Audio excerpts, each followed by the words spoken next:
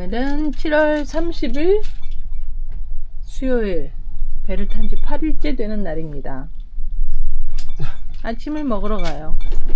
근데 오늘 아침인가? 점심때 러시아 쪽에서 되게 큰 지진 났더라. 8.8이야. 8.8? 거기 캄차카 반도? 북한 가까운데.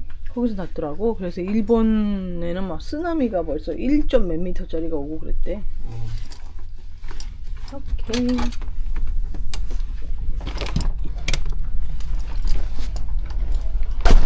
Oops.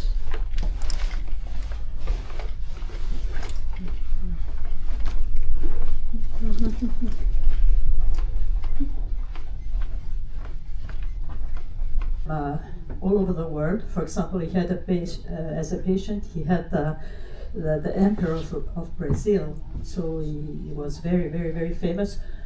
Not very smiling, but he was a very good father. And he wanted Jean-Baptiste to become a medical doctor. Because Jean-Baptiste, when he was young, he said to his father, "Father, I would like to become an explorer." And the father talk outside. See you. Which is a small village north of Barcelona. So yeah, I open. Okay, yeah. So I open a crêperie French. Yeah, please. Good morning. Morning, good morning. And I was the one to do the pancake for 2 months, and then after with.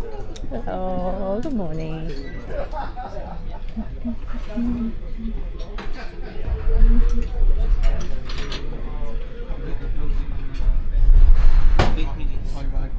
Yes, madam. Yeah. No. I'm good, thank you. Places where we visit. Storo is near north of Tassilac. Tassilac, okay. And Banque de France is Île-de-France is northeast of Greenland. Northeast of Greenland. So these are all And Arctic. Pierre the First is in Antarctica. Pourquoi pas as well. And is in west part of south of Marguerite Bay, and there are less people setting foot in Pierre the First than in the moon. No, it's true. That's why we go there. And Charcot Island is one island also in Antarctica, Pourquoi pas as well. and Baie Marguerite is Antarctica as well. So these are places we visit. Is more they give more French name of Yes, like yes. Pourquoi pas is an island also near Marguerite Bay. Yes, we saw the story this morning. You Yes, had yeah, the this lecture. morning, yeah. Nice. We also ask you then. Yeah, with How the do we captain. No. decide the countries? No, and now this one was the country, the Arctic country at the beginning. So that's why they put Russian, New Zealand, etc. And after also they use French, of course, because French company. Yeah. And they say also with mainly the customer that we have.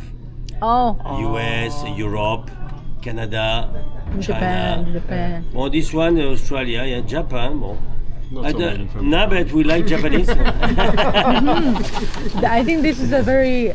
No, but it's true that they choose. It was not us, but Yes. normally it was supposed to be the Arctic nation. But It's we the are going. consortium. But we are always also going Antarctica, so. Customers. Customers. Yeah, mainly at the Mix. beginning. Yes. So in Yeah, the end, yeah. it's a mix. Yeah. Let's Now- go with that. Now we have less Russian, but Yeah, let's it rush was him. built before. Okay. Thank you very much. Welcome. Yes. Captain had a better Yes, answer. yes. Thank you. Yes. Okay. Thank you very much. problem. Thank you.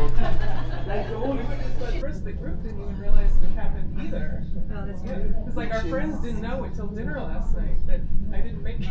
The first group, Second group. Ian, do any of your photos go in the best of? They don't.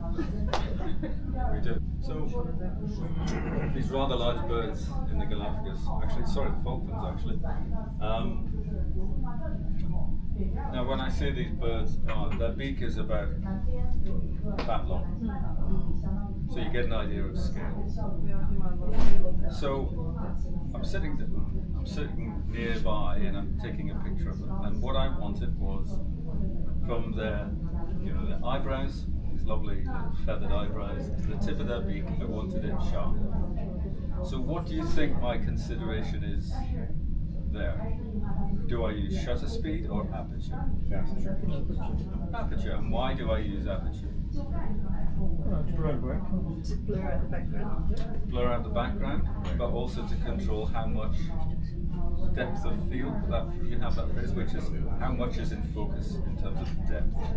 So to get it in focus on the tip of the beak to these little eyebrows here, because I never knew where they were coming up, I wanted a bit bigger depth of field, more of the area in focus just in case. But shutter speed was my priority, and very fast here, 2000, yeah? And that's the kind of speed I use for birds in flight at 2000 and above, just to capture the moment. These things move really fast in the water. They did quite a big aperture just to make sure the whole thing was in focus from front to back. So this was off the ship. And this is slightly different. What do you think I was looking for here? The animals moving. Not that fast. Not that fast, yeah. And ISO, really bright day. That you can tell because the ISO is very low, but your camera will work better. Don't worry about it. Okay, now people or moving subjects. This is Julie and I was dog sledding in Scoresby Sund, which is absolutely spectacular. We're heading back to the ship. You see the ship there in the distance, yeah? Unfolded in front of us. So wanted to capture the full scene because there's a bit of a story going on here. You can see some of actually it's puku, not impala, if anyone know Africa. The puku who've escaped on the far bank, but it was actually the wild dogs. It was the wild dogs that caught the puku, not the lion. So we're taking pictures of the wild dogs that caught this puku. Big depth of field, more in focus. So this is an amazing place out in Nunavut in Canada called Inukshuk Point, and these were navigation and sometimes food caches for the Inuit in Canada, and there are thousands of them on this headland. It's an amazing place, and you see the ship in the background there in a very moody, dark day. Gorgeous. Higher aperture.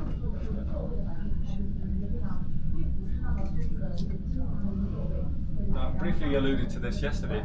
If and when we see the sun and you want this lovely starburst effect, go into your aperture priority and put it high, 18, 20, 22, and you'll get this lovely starburst effect. Okay?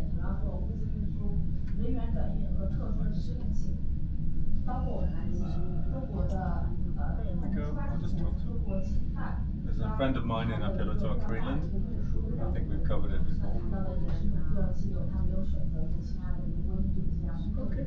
Shallow depth of field, low number in your aperture, you get that lovely blurred background and your subject sharp. Like so.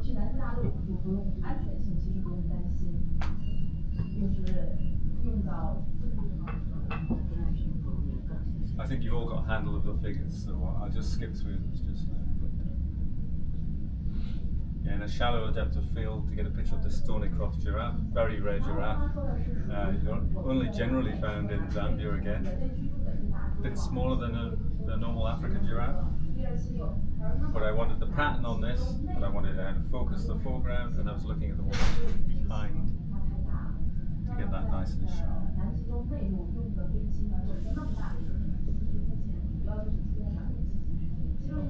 So you all grasped that really quickly. So I think we've just given you a few numbers that you can refer to if we see a whale, if we see a bear off the ship. Just remember, you're shooting at slightly higher shutter speeds than you are maybe used to, so you can freeze the action and get them nice and sharp. And you now get the idea. If something's moving fast, you want to use your shutter priority. If you've got time and you've got time to experiment, maybe with landscapes or an animal that's sitting completely still. You can use your aperture priority to get different effects. So, in hooded seals, only male have these balloons. And if female is not interested, no matter, I've seen this interesting footage of a hooded seal male trying to persuasively hang around females, and his balloon displays right next to her female, and female go away, but he's following her with his balloon, trying to get her attention. And I saw the female just staring at this male, and I guess she was not ready or she was not interested, so she just went in the water. And then his balloon deflates. That was really comical. 파스타도 연어 안. 응?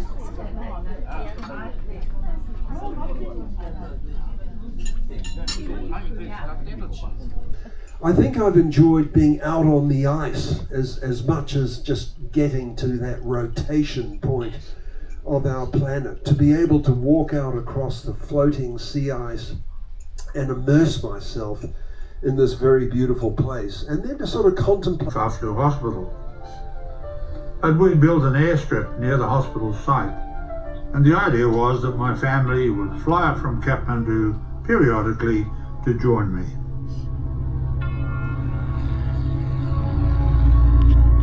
We'll give you the data and evidence that we've only discovered recently and let you make the decision whether they made it by taking you in a time machine back roughly 100 years. Don't worry about the dates and figures. I know that all of us in this room, including myself, were tortured by historians as children. I promise that none of you at the end of this will have any examinations, tests, or scores, except for perhaps the front row. They sat there, it's their risk at that particular point in time. And in fact, this fight that people had tried for years, and they say, well, where is your data? The logbooks and the navigational, not just a few pictures. And he says, oh, the data, it was kind of heavy, and I was dragging it back and I was getting tired. So what I did is I dropped off my data with this guy on the left-hand side. Where is he? Well, he's still up in the Arctic. Where's the data? It's up there. And when he comes back to the Arctic, they ask him, the newspaper, what did you do with the data? Oh, I gave it to a guy named Perry. Now, did Perry really get the data? Now, wait a minute, that was by Ski-Doo. What about traditionally by dog sled, right? Cook and Perry took dogs? Wait, this is kind of cheating. So maybe we should ask who was the person who went by dog sled. This gentleman right here, one of my heroes, major expeditions in the Antarctic, also up in the Arctic, a gentleman by the name of Wally Herbert, and he in fact is the first individual to dog sled to the North Pole. Svalbard. So I recommend you to attend tomorrow, and we'll give you a general picture of what is being planned around your last few days before we arrive to Longyearbyen. So that's all from me, and I'm going to be passing on to Lucia. But as I said, do enjoy the last evening around the sea ice, and tomorrow hopefully we'll have some new scenery, new experience, new wildlife to look at. So let's look forward to tomorrow. Thank you very much, and I'll pass on to Lucia. Thank you, Leo. Thank you so much. And thank you to you. 或者你要去特可以先要把银行的密码全部搓一晚上，搓一个晚上。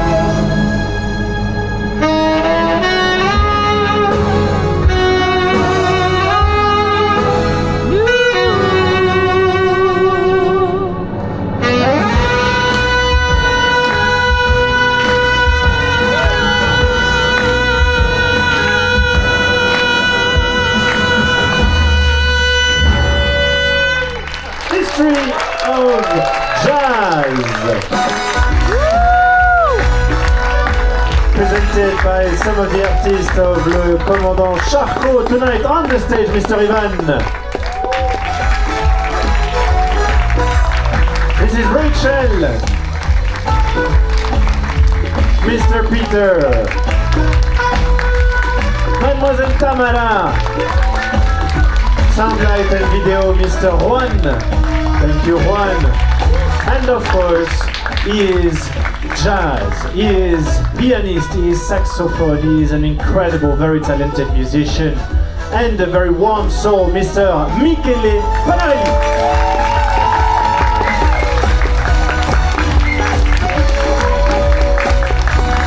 Grazie Michele. History of jazz.